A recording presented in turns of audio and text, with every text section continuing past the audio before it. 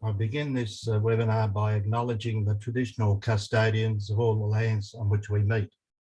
I also acknowledge our gratitude that we share these lands today, our sorrow for the costs of that sharing, and our hope that we can move in unity to an Australia that is fair and just for all its Indigenous peoples. And I'll say the opening prayer. This is prayer for peace and justice in Ukraine. God of peace and justice, who changed the hardened heart and break the power of violence, we entrust the people of Ukraine to you. Protect them in this time of peril. Let them know not death but life, not slavery but freedom. You are Father of all. We are brothers and sisters. Give us the strength to live that truth in love, choosing peace, not war. Through Christ our Lord. Amen. Thanks very much, Brian. Welcome, everybody. Welcome to this informal little round table to reflect on the outcomes of the plenary. We're very privileged to have two people who were actually at the plenary with us. Wendy Goonan, who was a member of the plenary for the Parramatta Diocese, and Father Max Vodola from Melbourne, who was one of the Parigi advising the gathering. And we're going to basically, I propose to divide this little session tonight into two parts. First, if we could hear from Wendy and Max to share some of their experiences, and also from other people with us, any reflections that you may wish to share about the outcomes and of the plenary. And then in the second part, we'll hear from Pat Branson, who's going to present an ACI initiative on leadership for mission, on formation, lay apostolate formation. So that will be the second part of our little event tonight. We're a bit of a reduced number tonight, probably because of neighbours, among other things, but here we are anyway. So I'm just wondering, Wendy, could I ask you to begin with a few thoughts on your experience? Well, I thoroughly enjoyed the experience of being at the plenary. The Second Assembly especially was very exciting and very stimulating, and it was very special, I guess, because as a layperson, I was understanding that it was very unusual and significant for lay people to be in such a place making decisions and helping the bishops to take decisions, perhaps is the way of putting it, on matters that were of concern to the wider church, based on all the consultation we did over 4 years, which I was involved with from the start. So it was very significant, and it was a great honour, and it was a really excellent experience. We were all on tables, round tables, and 8 or 9 of us on each table, and each table had at least one bishop. There was 45 bishops to go around, and there was 30 tables, so we all got a bishop. I got 2. I had a vicar for clergy and a vicar general as well, and I had 2 young women and a layman who 2 laymen. One is a school principal and one is the vice chancellor or something like that of the university, but I didn't realize that until halfway through the week. So it was like just very august company, but very everybody was very keen to put in their share their stories and their understandings of things, and to listen to everybody else. It was very inspiring, and it was very heartening to see how things changed on the day of the earthquake, as we have been referring to it. But it was, I think my take home kind of thought was, it's going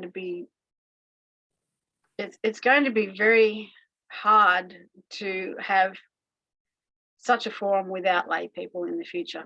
It's like, guys, you just can't do this. You can't just go back to the way it was. and forget about us, because we've had such a say, put such an effort in, and we've shown that we're trustworthy and valid participants. And so yeah, the laity, I think, got a bit of a, should have, I hope that the laity had a bit of a fillip from seeing how that all happened and how we managed to work together. Yeah, so I suppose I could go on forever, but there's no need to. Max, I didn't realise you were there, and so you must have had a secret a bird's eye view from somewhere. I met a couple of the Pariti, but not you. Thanks very much, Wendy. Max, would you like to share a bit about your experience? Thanks, Wendy. Well, of course, I was part of the Pariti group, and the Pariti, we weren't on the floor of the council because it was a secondary school next to St Mary's Cathedral in Sydney. We were downstairs in a separate room. I nicknamed it the Situation Room of the White House, watching things unfold. So as Pariti, we weren't on the floor and we weren't voting members. And unlike Vatican II, where the Pariti had a very active role, the Pariti, the Plenary Council, both last year and this year, was really a case of we only spoke when we were spoken to. So when an individual or a group was asked to submit a proposal or write up something, that's when the Pariti kicked into action. But we did have a role in terms of providing personal support to people during the coffee breaks and the lunch breaks and that sort of thing, meeting people, giving our opinions about various things. We took on a slightly more important role on the day of the crisis when there was an upstairs meeting in the library. People wanted to hear the Pariti's perspective. So we had a very different role in terms of the elected delegates, and we were non-voting members. I guess about 15 of us as Pariti, and as the council unfolded, we were very good at sort of exchanging views with each other, giving almost like a theological reflection of the council. But it's a shame we couldn't do that on the floor of the council. You know, we could sort of feed back. Would have been good to sort of a couple of us to feed back every day what we heard the previous day, but that wasn't in the regulation, so that's okay. I guess as a church historian, I'm interested in the fact that people are a bit surprised that it's the 5th plenary council. The first 4 in Australia were very clerical, hierarchical affairs. It's very clear that this plenary, although it's number 5, it's really number 1 in the spirit of Vatican II. And it's very much in the spirit of Pope Francis. It's number 5 in Australian history, but it's really a number 1 completely in the spirit of Vatican II in terms of the active voice of the laity, their considered voice, and their place at the table. So it was very interesting from that perspective, from a historical perspective. I guess the other things that hit me, and it hit me last year when we were online, is to really get this sense of the national church. Like I'm a Melbourne diocesan priest. I'm a diocesan priest through and through. Love the Archdiocese of Melbourne. But it's great to hear perspectives from around the country, from Cairns and Port Pirie, from Tassie, from Broome, from Bunbury, from Armidale, from Wilcannia Forbes. It was very good to get that national perspective of the church in Australia. And like all events in church history, it was very clear that there are different perspectives in the church. I wouldn't call them factions, but they sort of did become a bit factionalized as time went on. There are people in the church in Australia who've got very different ideas about liturgy, religious life, priesthood, parish life, catechetics, evangelization, the role of women. Although there was a wonderful spirit of openness and a great spirit of fun at the meals and the morning and afternoon teas, it's pretty clear that there are very strong perspectives, and trying to forge consensus was the challenge and will be the challenge into the future. But as Pope Francis says, it's not a parliament, but it's about hearing voices that you might not agree with, but hearing with an open heart and discerning, but also speaking boldly yourself. So that were my perspectives from the plenary council. Thanks very much, Max. Great, yeah. Actually, it reminds me, just a few weeks before the plenary, I managed to get a copy of some of the resolutions from 1937, all in Latin. So, you can see what a different perspective that was back then compared to, as you say, the first plenary under Pope Francis after Vatican II. So, yeah, really different. Yeah, there must be a few people among our participants who'd also like to ask a question or add have a comment or so. Who'd like to jump in? Don't forget to turn on your microphone. I think David's speaking, but he's lost his microphone. Yeah. No I'll put worries, in the David. chat, David.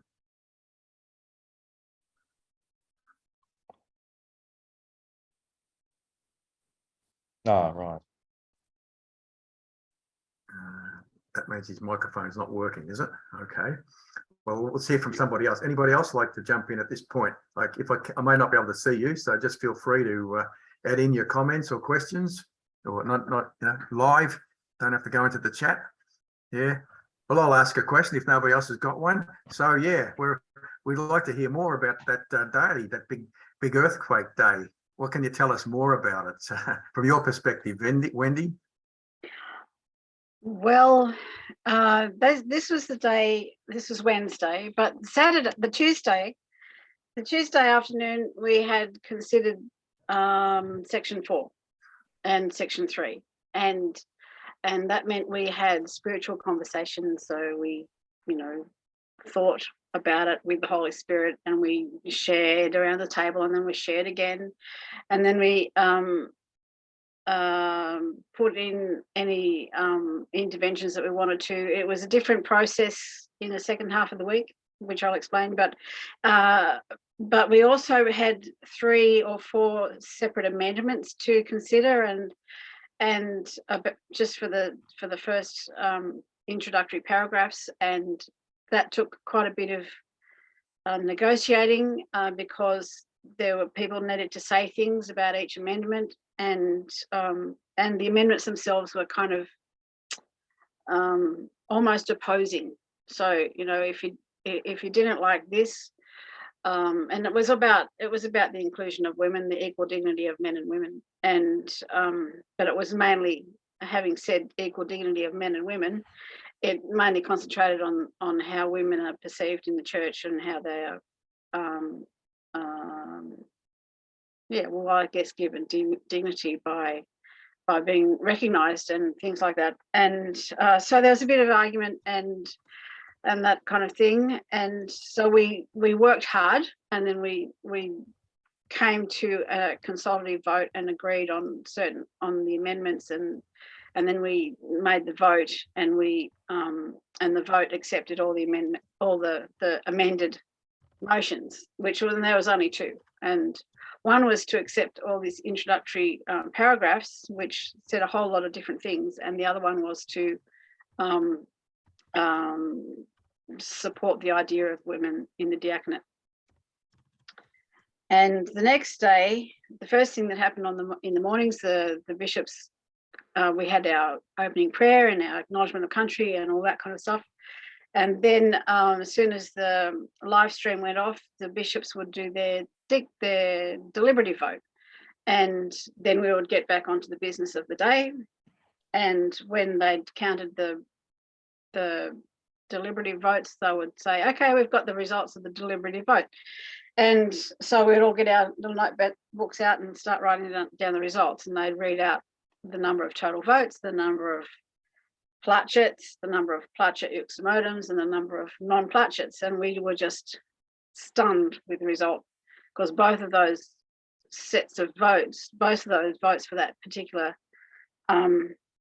section had been not carried. And so, there wasn't uproar, but there was, it was kind of palpable, the effect that had on a lot of people. Some people said, oh, terrific. And some people just melted. And that was just before morning tea. So they called morning tea straight away. We went off to morning tea. We figured out what we might do, what's happened. And we kind of said to each other, do they know what they've done? And this kind of thing. And then after that, so people were very upset. Some went straight up to the crypt and prayed, and some went outside and cried and all that. So when we came back, there had been talk amongst some little groups of people having morning tea that we needed to, something needed to be demonstrated, that we didn't like the outcome, and that we were worried about what would happen and all that kind of stuff. And it's been reported there's about 60 people standing up at the back of the room, including 2 bishops and several men, and I was one of them, so I was there. And I was standing in solidarity with others, but also because it was like, hey guys, let's just be sure that you know what's happened. And Bishop Shane came back and said clearly that they'd understood, they'd seen what had happened and they'd felt it and all that. So we clearly needed to not abandon the agenda, but somehow just pause it and get stuck into, you know, recover from this and figure out what to do next and all that kind of stuff. So that was the synodal part, I guess. One of the main synodal parts was the significance. If it had just been bishops having that meeting and that thing, they might have voted the same way and the bishops would have felt the same way, but they might not have decided to rescind or to revisit the vote. But because there were so many lay people involved and in the room, and so many clergy as well, it was just not possible to just go on blithely. So there was a good reason. It was a good thing to have all those people there. But so then we just did another round of listening and sharing with how we felt and what it meant to us between morning tea and lunch, and that was the process, the beginning of the healing, kind of recovering. And then we had lunch, and during lunch, as Max said, there was a gathering in the library for a lot of lay people and Pariti, and meanwhile the bishops met downstairs, and I was in the library for a little bit, but I had a prior engagement with my media team, so I had to leave and missed out on the library discussion. And then after lunch, we all gathered back, and Bishop Shane said, right, we can use this clause to revisit the vote. So he moved that vote be rescinded, and he needed another signature, which he had, the deputy, Max might remember, another official in the team, and then he needed half of the assembly to agree. And we took that vote. That was another secret vote. Nearly all our votes were secret, and we voted on that. And I think there's a potential for 250 votes, and there was 220 voted for it. So not everybody wanted to revisit it, which was, and this kind of little message happened a lot. There seemed to be almost always a bit of a dissent somewhere. Anyway, so having decided to revisit, then they said, right, we'll make a new drafting group, because the current drafting group's frantic as it is, basically. And so they appointed 4 more people, and they announced who they would be. And so we were much happier when we finished the day, because we knew something would be happened. The whole thing would be rewritten, and we would vote on it on Friday, and on Thursday we would massage the agenda in a way that we could cover all the work but differently. And so the second Thursday and Friday we had a different method, which was actually more synodal, more everybody talking to each other kind of thing. And so it was an excellent example of the church being able to, or the gathering being able to pivot, I suppose is that fun word these days. It was able to respond to what had happened and take the wisdom of lots of people in the room. The Pariti would have been a bit busy. I'd love to hear what Max did in that part of the process. And also in order to cover all the work, we changed the process so that we still had the spiritual conversations, but it was a little bit shorter. And we worked as a whole room. We're like at a table. We kind of figured out, we talked amongst ourselves to see if there was anything terrible about a particular paragraph, as we had chapters of paragraphs to look at, and we would be able to flag if we had problems with particular paragraphs, and then the whole room heard our little problems about each particular paragraph. So that took a big step out of the having to make interventions to make amendments. And so some of the things could be amended on the spot, and some were thrown out on the spot, and some were put to the vote. Do you think this is good? Shall we make this an amendment? And all that stuff. So that process was a whole lot more collaborative and all working together kind of thing. And it was exhausting. The whole week was exhausting. But yeah, I'd love to know what Max had to do on Wednesday. Well, feel free to inform us, Max. Yeah.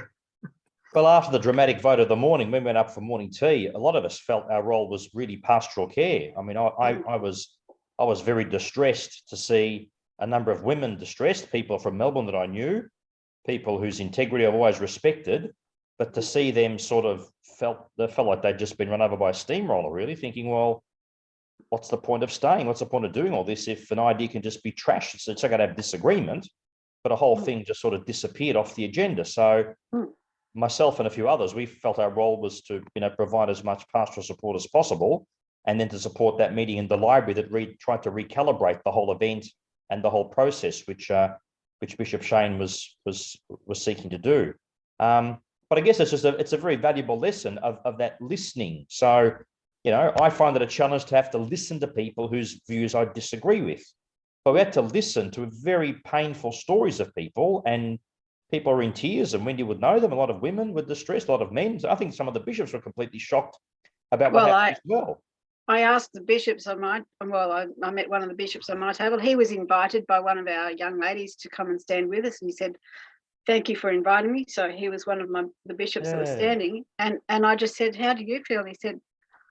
He said, "I'm devastated." He was just horrified. Yes, yes. Yeah. So I guess we probably needed that crisis, because up until that time, everything was sort of nice and polite, voting on motions, voting on amendments, things going through. I mean, I looked at some of those documents and thought, look, a lot of those things are motherhood statements. You wouldn't want to disagree with them. But what from these documents, what starts to really change pastoral practice in Australia? What changes people's hearts and perspective? What changes our practice? We can all sit and say, yes, more engagement with young people, more engagement with the disenfranchised, reach out to the divorced and remarried, Indigenous recognition, ecology. Of course you can vote yes to all that, but what's the change that really helps us to struggle with some of those neuralgic issues, those hot button issues in the life of the church, when clearly we're not all on the same page with some of these issues, you see? So that's what I found to be one of the challenges. At one stage I thought that the plenary is starting to drown under paperwork and words, as opposed to activating our imagination to say, how can we be I think that's what Pope Francis wants. How can we be a different church for these different times? And I don't think the plenary got to that stage. I don't think. No. So what's the perspective in terms, was there any, I mean, it's fantastic to hear what you've just both shared. Actually, it's a lot of things to kind of come back on, but one of them is just what you said, Max. Is there any perspective, or was it discussed at all? What kind of participative events might follow out of this? Well, I mean, we've got to wait for Rome to give the recognition to the things that were voted on. But there wasn't much talk. It's going to go to an implementation stage, but we finished on Friday and Saturday morning, correct me if I'm wrong, Wendy, but not quite knowing, well, what is the implementation stage? The plenary council's technically dissolved now, so who's involved in the implementation? Who directs it? Who's involved? How does it get funded? There's a bit of I think there's still a bit of a question mark about it. What are priorities 1, 2, and 3? You can have 10 priorities, but realistically, what are the 1, 2, or 3 things that we can agree to get moving on? So I guess I was a bit ambivalent about that by the time of Friday night and Saturday, really. I mean, it says things like, every parish should have a parish council, every diocese should have a diocesan pastoral council, every diocese should have an assembly to start off with, and then a plenary council, a synod every 5 years. But how do you measure all these? How do you start to enforce these things?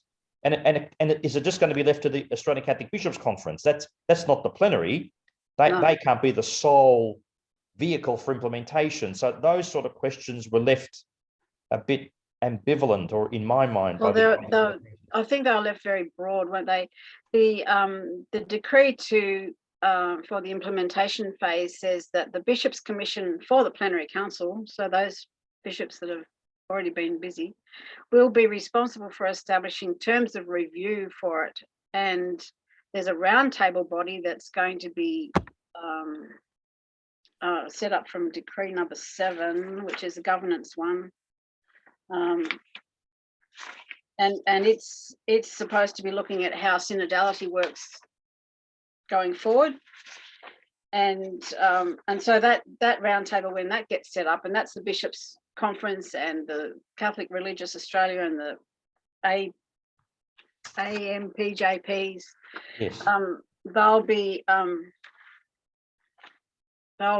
setting up this roundtable to see how synodality works, and they'll be talking to diocesan pastoral councils and other organisations. So somehow magically this roundtable will be set up, and they will figure out how to measure everything and publish reports and all those things. So yes, we decided something would happen, but yeah, in terms of, you know, what's going to happen first, I don't know how that works. I guess everyone waits till the decrees come back, and then they've got 6 months to realise what they've got to do, and then 6 months later they have to start doing it. So the other issue is that some people express this concern that it still looks like a bit of a function of the elites, that given the significance of the plenary council, even at the consultation stage, it didn't look like it was reaching at every grassroots level of the church. Like, unless you really were involved and knew what was going on, it just looked like another national meeting. There are national meetings that happen all the time, regional meetings, national meetings. It looks like just another national meeting of a talk fest. So some sort of implementation where local churches have to really work hard to inform people, empower people, generate the same sort of process at the plenary with people around tables, you know, through a lengthy process, thinking through issues, discerning issues, discussing. It needs a bit more, I think, wider reach, other than, you know, the select few who are informed and contributing. If the plenary is going to be left to the 250 people there, it'll probably die a miserable death. I think that one of the articles, one of the governance ones mentions that dioceses and eparchies will support parishes to establish and strengthen appropriate synodal structures by developing guidelines and providing resources for the flourishing of parish pastoral councils, parish finance committees, and that kind of thing. So it's like turning everything on bit by bit by bit down the layers, and somewhere there's another articles, or maybe it's in one of the therefore statements, or the diocese will have a synod within 5 years of last week, kind of thing, and then thereafter every 10 years. So magically the synod, like this, it's not prescribed here, but it kind of makes sense for the diocesan synod to have part of its effort would be, okay, so this is what the plenary council said. Are we doing it? How do we do it? Can we do it? How will we do it to make it happen here? But otherwise, it's up to every bishop to figure out how he's going to do it in his diocese. Yeah. Yeah, and I agree with that elitist word, with that roundtable thing, because it's really the elites is the ACBC and the CRAs and the AMPJPs, and you think, okay, so they're the fancy people. Where are the ordinary people, or the people that are the subject or object of the parish grassroots efforts? So yeah, it'll be a big effort to get it to trickle down to where it. The thing that concerns me, a couple of times during the plenary, few people made note of the recent census statistics, which, you know, show a decline in mass practice amongst Catholics, a number of people calling themselves Christians or practicing, the increasing number of knowns or no religion. There was an online seminar yesterday that looked at this in a bit more statistical detail. But again, in the course of the plenary, we sort of weren't tackling the hard issue of if the Catholic Church is so sacramentally important, so based in parish life, what's it saying when more and more people are choosing not to connect to parishes, not to celebrate the sacraments, and sort of call themselves remotely Catholic, but have less and less to do with the sacramental local parish church? Now, you know, a plenary council, if it's serious about its business, should be hearing those voices, you know, and in the consultation process, I don't think, let alone the plenary, to actually hear the voice of people who say, look, I've disconnected because of this reason. Now, we all know reasons, you know, had a fight with the local parish priest. He was a bit pushy when it came to our baptism. He was a bit tough when it came to our wedding. We know those sort of stories, but sort of the deeper issues about why an increasing number of our population might like our Catholic schools, but they're having less and less to do with the local parish community and the whole sacramental system, which for us Catholics, we just thought was always a given. But a significant number of our fellow Catholics are saying, well, it's a given only when it suits me now. Yeah, and that was like, I was involved in the consultation, and it was very hard to get people to come and talk on that. Yeah. I tried again for a particular set of people, a couple of people for the Synod of Bishops, because I was working on that as well, and they just thought, well, why should I tell you anything? Nothing's going to happen. Nothing will change. There's a great deal of, I've gone, you do you, I've gone. You know, so, you know, you didn't care why I went when I left, so why do you care now, and what are you going to do about it? So I think that means it's back down to the raison d'etre of the church is to spread the word and love of Jesus, and, you know, they'll know we are Christians by our love, so to speak. And let's start again. You know, it's structure of the church isn't what it's about. Very interesting reflections from both of you. Is there any others that are dying to jump in? Feel free to do so. We're only a small group, so you don't need to wait for me to indicate you. Just if I can just react while others are getting ready. Yeah, I think the participation thing, grassroots, was one thing that I feel the plenary didn't go as far as Vatican II. In the beginning, Vatican II had no lay auditors. By the end, it had more than 50 Catholic movements of all kinds, from every edge, one end of the spectrum to the other, who were actually represented, which is a word that the plenary tried not to use, not represented. But at the same time, at Vatican II, by having actual representatives of those movements, they were elected representatives. If you look at those movements, they're all elected, whether it's St. Vincent de Paul it's a grassroots movement electing the different echelons, the same thing with the Legion of Mary or the YCW or whatever those different lay organizations are. So it's not a top-down elite, it's a bottom-up elite, which is a very different thing from the AMPJPs, which is very institutional. And kind of personally, this is kind of a worry. Every time I hear that, I've got nothing against the idea of PJPs or AMPJPs, but when I hear that they're the only ones there, it's like the institutional church is just going to keep going instead of addressing the issues that both of you are just talking about. That's my concern anyway. Yeah. Feel free to jump in, whoever's got. Patrick, go. Yep.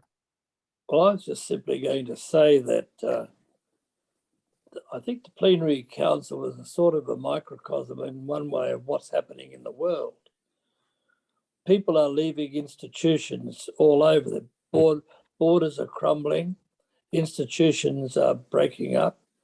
Even in our own country, apart from Melbourne, in Sydney, they have such loyalty to their teams, but that seems to be broken up. Parishes are broken up because people have fluidity of transport. And in some way, I think the exodus of young people, they are certainly fleeing institution, but they are still looking for spirituality. That seems to be a given, but where are they going to find it? They're going to find it in a different church.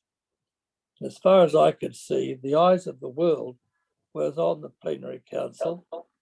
I read Crooks at Boston was on it, Lacroix in France, a lot of things from Rome, and Christopher Lamb's 2 articles recently have been quite quite outstanding, I think, in the way he assessed the council. I have great hope, actually, but I don't expect to be able to turn the Queen Mary around in 10 minutes. But I do have hope for the church, and even you might say that the plenary council was a small beginning, and there were still tokens of hierarchical there. For example, in the Mass, there were the priests in their robes, and then the bishops with their fancy hats and so on. And the people, the poor people that Benedict said should be poor and listen to their bishops, and he doesn't care if they go, because the church will survive, but it will be fewer but purer. Well, I'd like to have a wider thing than that. We've got to find out what is this, what are the young people who say they are no religion, what are they seeking? You can't just suddenly deny that the seeking for spirituality is gone, but I think it's going to mean a whole turnabout for the church, looking at its institutions. I think we're on the way, better in Australia than in America. I don't know if you read today, but this Bishop, Archbishop Vodola is an arch enemy of Francis, along with the so-called Trumperized Supreme Court in America. I do have hope all the same. And I really thank the people in the plenary council. And I want to thank people like Warhurst and Sullivan and those who set up at great cost to themselves their ideas for a reformed church. I think they'll keep writing. I think they'll keep spurring on. I hope something gets done. I'm sure it will. Thanks very much, Stefan, Patrick. Yeah, go. Who's that? Frank, Frank, how I are you? just want to know, to Wendy stroke Max, how in the name of the goodness of everything did you manage to get a revision of the Missal and the third rite of penance up? Well,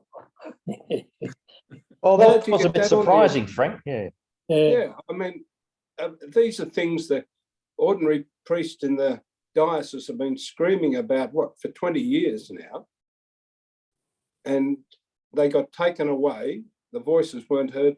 And yet in the middle of all this maelstrom that's been going on, two very, very vital matters and in some form of pastoral work. And I'd even say that, you know, my little experience with the third rite, or the 2.999 recurring, as many of us had, it worked. It satisfied the needs of many people. It gave them peace.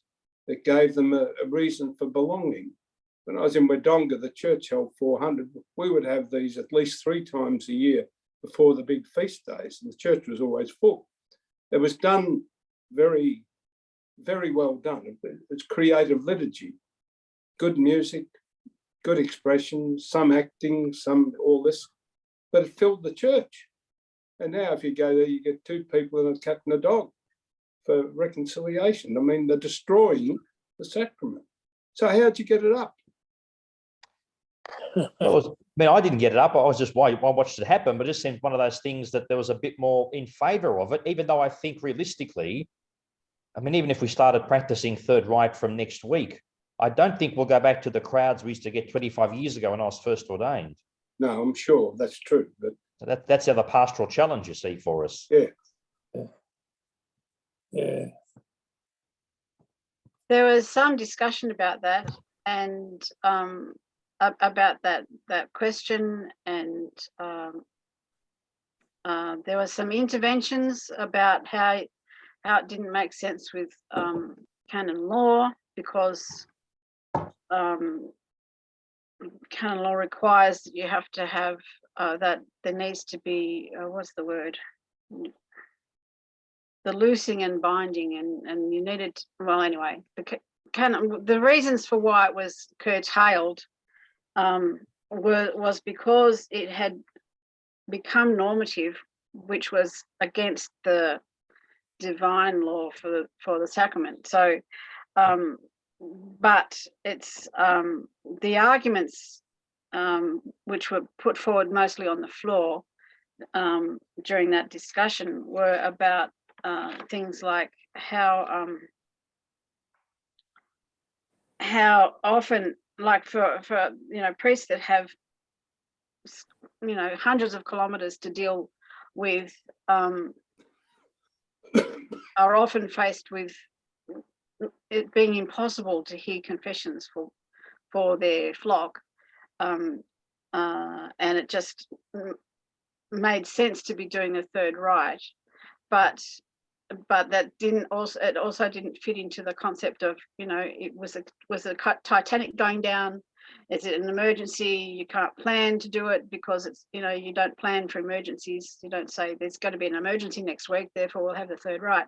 So it was mostly along those kind of lines. And I think that this was a Thursday or Friday vote, one of the late ones. And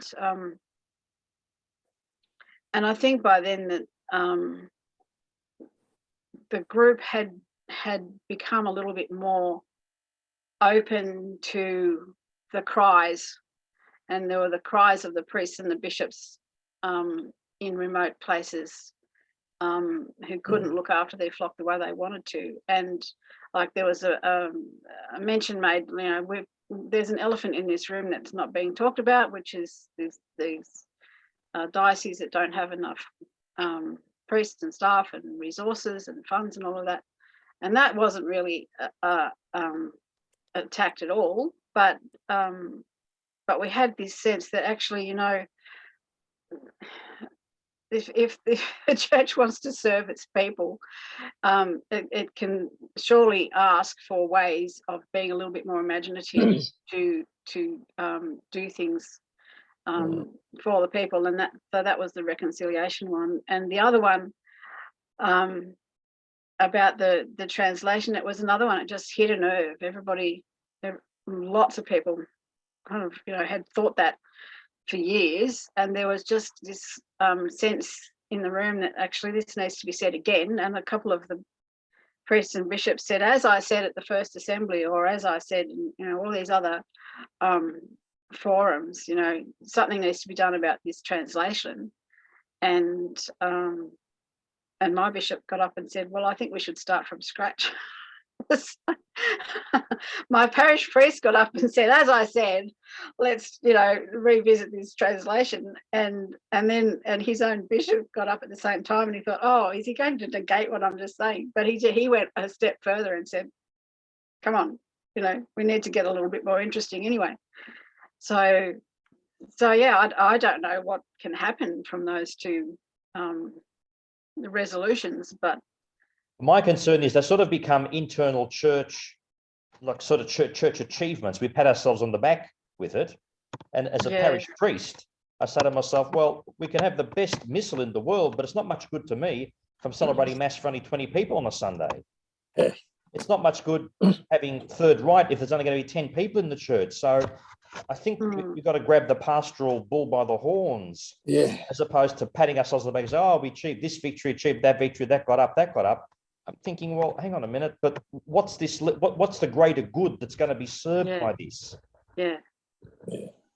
Well, I guess the same could be said for all the new and improved parish councils and diocesan pastoral councils, and there's a lot of thinking and work on their part to address the numbers in the churches. I mean, one of the elephants is we're going to have the best missal in 5 years' time that's been beautifully designed, beautifully crafted, beautifully written by the best poets and scripture scholars. And if the present mass count continues its trend, we'll be talking to ourselves in significant parts of Australia. That's my concern, that the pastoral council plenary council didn't sort of grab that bull by the horns a little bit, but it was sort of there.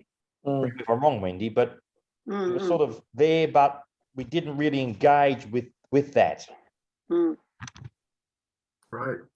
Well, we've been going nearly 50 minutes now, so I'm thinking maybe it might be time to move on to the next stage of our session. We wanted to talk a little bit more in this part about what this plenary said about lay apostolate, and particularly lay apostolate formation. I can tell you from my own personal perspective, and I think also from an ACI perspective, we were really pleased with what came out in Decree 6. I suppose we're particularly happy because we actually got a got a paragraph or at least a few phrases that we'd actually proposed that made the final cut. I think I don't exactly know how that happened, but well, one of the ways that it happened was through Bishop Shane again.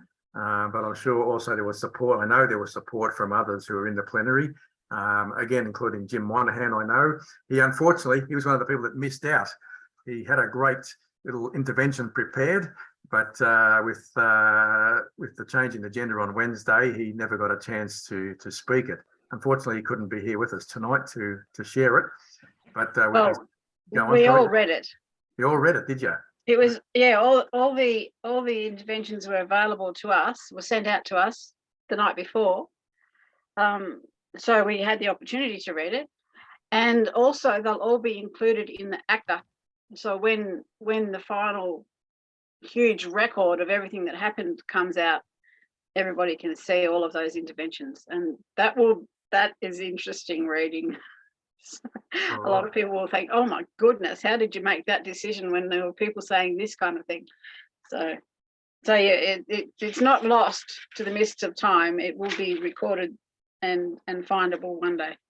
Yeah, actually, he sent it to me and I've published it on our ACI website. So anybody like to have a look, it's already in the public domain. Anybody else like to make any comments about the lay apostolate, the decree on formation, or shall I hand directly over to Pat?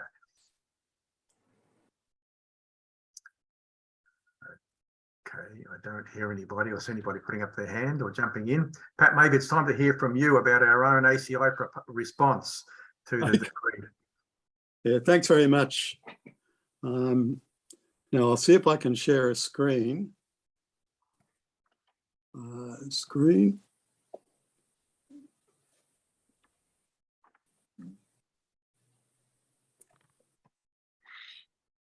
Let's see what happens.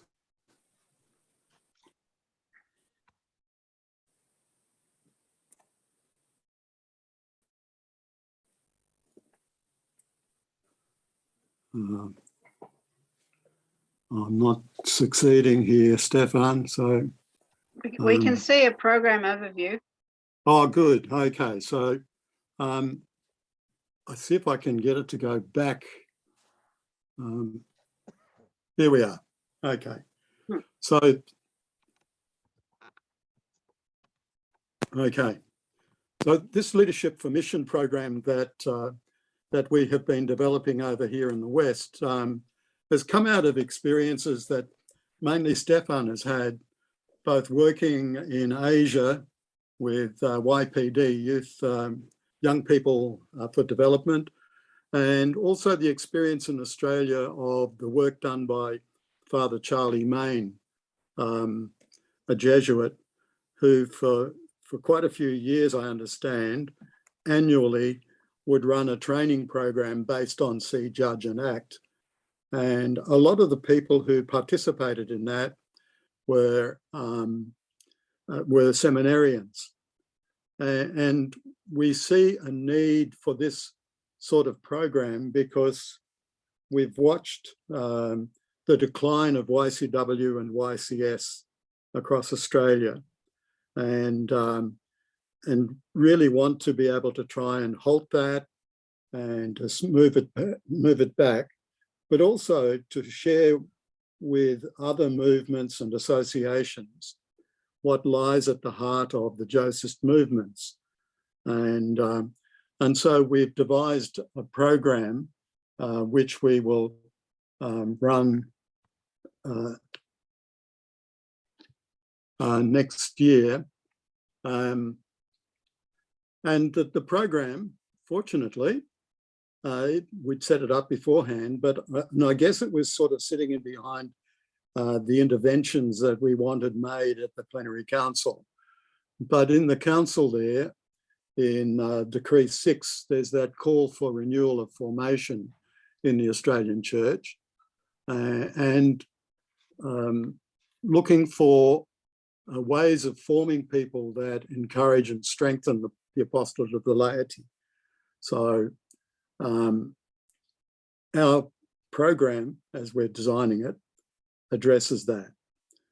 And in the documents that have been prepared at this time, we're aiming at as you can see there, youth leaders, youth ministers, parish workers, teachers, seminarians, priests, and religious, those who work with young people in Australia. And we've devised a two-part program. The first part of it is a one-week live-in program, and we've situated it in Rockingham, Western Australia. And the context of that is it's where Stefan lives in Rockingham, lives over the road from Colby Catholic College, where I spent many years teaching. And so we thought, we thought we could probably situate it there. And fortunately, the principal of the school has given us permission to use the college to run the course. And we've spoken with one of the parish priests, and the situation there is rather unique in the Archdiocese, where there are 4 parishes that have come together as a hub. That idea started originally with the school meeting with the parish priests of the parishes on a regular basis to reflect on the place of the school in the parish and the parishes in the school. And we've set it out to meet the needs of the school. So we've set it up to start on Monday, Easter Monday, and it's a fly-in day, a travelling day, and to go through to Sunday, the 16th of April, which is, again, another travelling day. And the program in that week then, we take 2 days out, and then we've got a 2-day immersion experience, some of it in Rockingham, but around Rockingham and out into the country. And I suppose there are other ways of dealing with that too.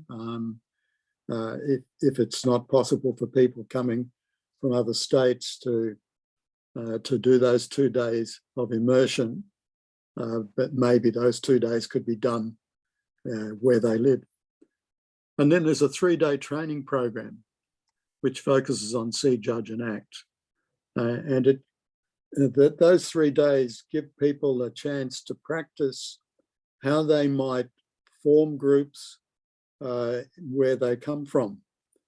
And then at the end of it all, when they go back home, we followed up with 4 online meetings between May and September. And those online meetings are there to develop a support network across the regions and across the states. That's the overview of it all. Some of the ideas that sit in behind this, when we were reflecting on experiences that we'd both had in YCW and YCS, my experience of YCS in Perth, when it was strong, was of a regional movement. So we existed in 3 main regions, a northern, a southern, and an eastern. And so we thought, if we could gather people seeking to be leaders in the church amongst the laity for this course, coming from those areas, then we could encourage them to do what used to happen certainly with YCS, was of people from the regions coming together fairly regularly at 2 levels. One is regional meetings where we would gather at night with groups coming together from around Perth.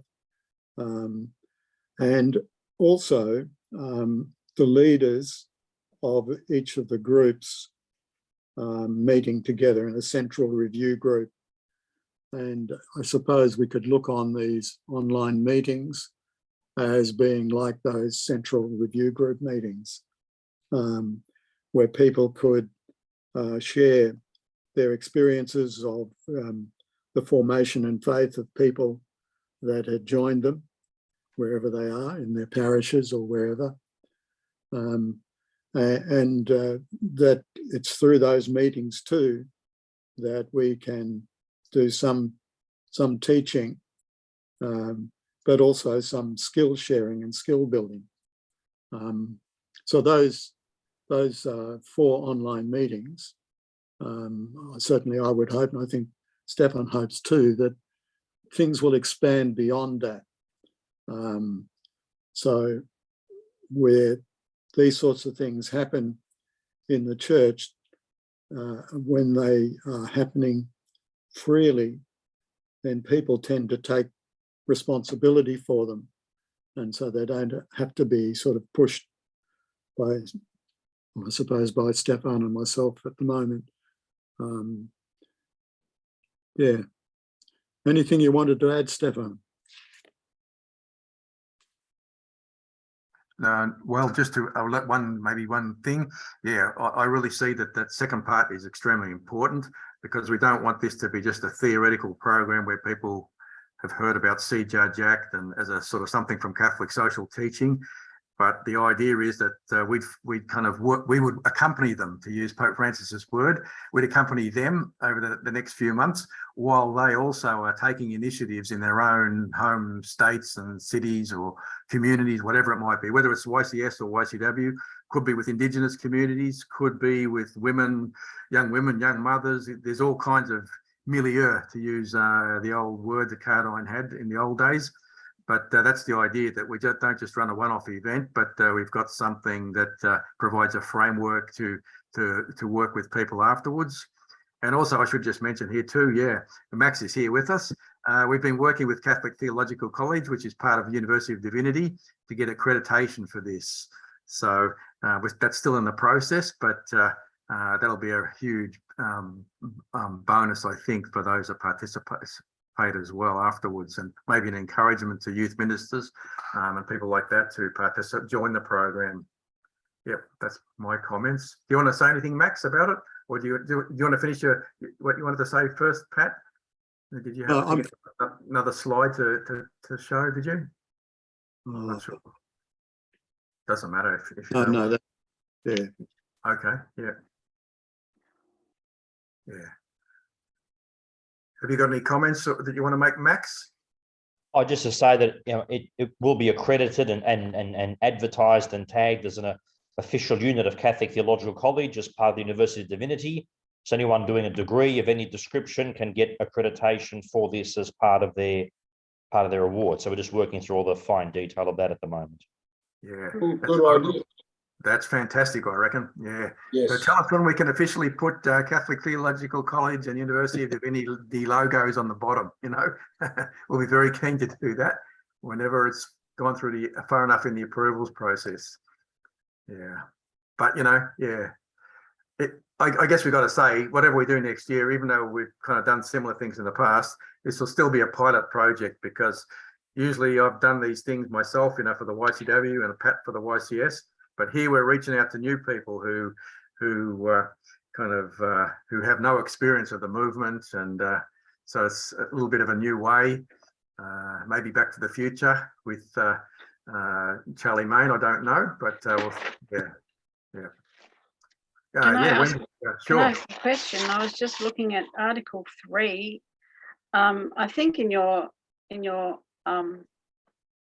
blurb for this forum tonight, you said Plenary Decree 6. So part of that decree, Article 3, is about a working group with expertise in formation. Is this what you're excited about, that ACI would be involved with that, or Well, is it just the part where it says the Apostolate of the Laity, which I can't remember where that is? No, definitely. I mean, we are trying to work on the formation side ourselves, and if there's a broader process in the church with the bishops, I'm sure we'd love to be involved. So I don't know how that's going to happen from the church point of view, but I see that the ACBC is calling for nominations for various committees.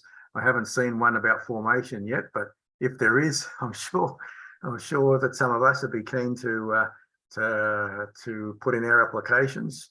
Yeah. Well, they're going to establish a working group with expertise in formation. But- All right, well, but not until it's promulgated and comes into force. yeah. Well, So we'll you might anticipate. So get your stuff up and going and that's right. We'll have the polished, and then you'll be experience. right. Then you'll We'll be have it all ready. to do yourself. They'll say, "Oh, you can do that." Well, you know, we live in hope. Yeah. Yes. Yeah. Anyone else got any comments they'd like to, or questions they'd like to ask, or points they'd like to make? Well, just the thought, it's happened. Hmm. It's happened, whether we like it, lump it, enjoy it, or disappointed, or blah, blah, blah. A door's been opened, and well, 280 people have had an extraordinary experience, it seems to me, listening from a distance. What's going to happen in their lives? They've got to be some of the key people to kick it all off, because without being rude, a lot of money's been spent to get to this position, and you can't go back now, because with all those rules and regulations that Max knows so much about, it's going to be published one way or another. And people are going to have a handbook that they can wave and say, "What you said this, and you gathered us all together and you said that." So maybe there's a little bit more hope that things could happen. I wasn't there, wasn't part of it. I'm in the reserve division now. I think I'm even in the medical reserve, which is further missed. But it's happened. It's happened. So Yes. congratulations to those who were there, but we do depend a bit upon you to keep us honest in the future. Well, I think a lot of us will be keen to make sure, like, to speak up and make sure that it's represented well, and a lot will be inclined to keep track of what happens and or what doesn't happen. And certainly I think those ginger groups will be keeping a close eye on things, and they will be vocal as they always have been. Yeah, and if every diocese manages to have some kind of a synod, even in 5 years' time, then the people will be saying, "So what happened? what happened? What have we got to do? What can we do? How can we make this work for us?" Yeah. Was there any comment much comment at the plenary? I suppose you had enough on your agenda about the actual Synod of Bishops, Synod on Synodality next year. Was there? No, strangely enough, no. There was very little mention of that. Yeah, I suppose there was talk of synodality and trying to do things in a synodal way, but there wasn't kind of a now we need to do this because we've said that at the synod or anything. I just looked up the other day, yesterday actually. I thought, I wonder when the Australian synthesis is going to be sent out. Well, it's got to be sent out by the Feast of the Assumption. But it hasn't been written yet, at least it's not on the website. But every synthesis from every other diocese and eparchy is on the website now. So if you're interested, you can check them out. All right, great. Yeah, including our beautiful pink one with a spelling mistake on the front cover. One good thing that I heard was that the middle thing about placet juxta modem is being abolished in the larger synod of the church, because it leads to, in my opinion, and I'm not sure, I wasn't at the plenary council, but a placet juxta modem counts as a no. It has to in the initial thing. So maybe it was a felix culpa because it brought to a head what happened in that extraordinary event on Wednesday. But I thought the whole thing was skewed using that crazy yes but no, So. Yeah, but no, but doesn't quite wash when there's no mechanism for coming back with a better idea that might satisfy. Just leave it out. Let them say placet or non-placet. Yeah. It has to be that, otherwise it's a farce. I'm sure that next time we have a plenary in 75 years' time, there will be no plagiate use because I think it's already been ruled out of Synod of Bishops. Yes. assemblies. Yeah. So Let yeah, your yes be yes or your no be no. Scripture Exactly. said. That's right. And yet at Vatican II, as Stefan knows, it was the Yuxta modems that improved some pretty ordinary documents. Yes, Yes. but they had the option of improving them, whereas we didn't. That's the difference though, you see. Yeah, that that's was the right. difference. Sure. That's right. Yeah. 4 sessions, 3 years. Well, it was a different process, but yeah. Well, look, does anybody have any final comments they'd like to make or questions? Is that John? Is that you raising your hand, John? No. Oh, except from my angle, congratulations. I'm a retired Christian Brother schoolmaster I'm 88 years of age, but I remember PCS, YCS and YCW being such a force in this country. Yeah. So if we could revive it again, maybe the way to get the youth, because they would listen to C. Judge and Act, whereas they wouldn't listen to a lot of creedal statements at this time of their development. Well, maybe that's a very good conclusion to Yeah. finish with. Yeah. So if there's no further comments, yes, we will draw to a conclusion, and I'd especially like to thank Wendy and Max for sharing their experience, really enlightening, very encouraging too, I would say. So a lot to do for the future. I will mention one last thing. We have another forum coming up on the 22nd of September. I've invited the French worker mission, La Mission Ouvrière, which is a structure set up long ago by the French church to reach out to workers, the working class. It comprises a number of movements, including the YCW and an adult movement called the Action Catholique Ouvrière, the worker priests, and a number of other initiatives set up to reach out to workers. So we have 2 people from that worker mission who are going to share their experience with that, and also something about how councils for the apostolate, for the laity, work in France. So that'll be on 22nd of September. We'll be sending out publicity about that in the future. I just wanted to let you know that.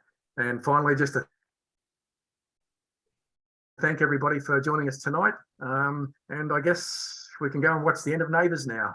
Thanks very much, everybody. Great to have you. Oh, Thanks go for having me. Magpies. Go Magpies. Go, Meg. Yes. All right. Thanks, everyone. Yeah. Thank you. Good night. Yeah.